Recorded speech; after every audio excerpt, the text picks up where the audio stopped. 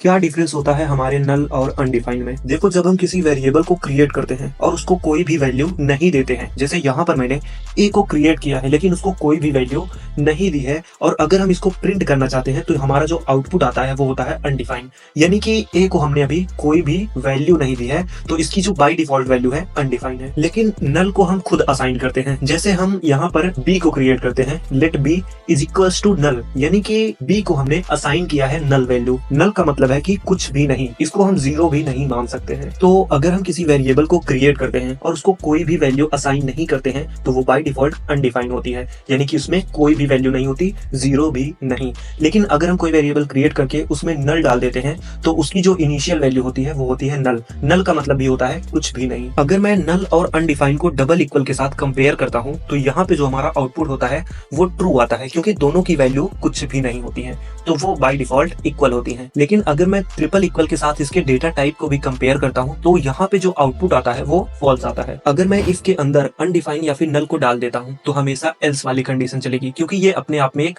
False value assign करते हैं। जैसा कि आप देख सकते हैं, मैंने इसमें नल को डाला है तो यहाँ पे हमारा इफ का ब्लॉक नहीं एग्जीक्यूट हुआ है, हमारा एल्स का ब्लॉक एग्जीक्यूट हुआ है। इसी तरीके से कुछ ये वैल्यूज हैं जो कि अगर हम इसके अंदर डायरेक्टली डाल देते हैं तो वो अपने आप में फॉल्स वैल्यू रिप्रेजेंट करती हैं, जिससे हमारा इफ का ब्लॉक नहीं एग्जीक्यूट होता है, एल्स का ब्लॉक एग्जीक्यूट होता है।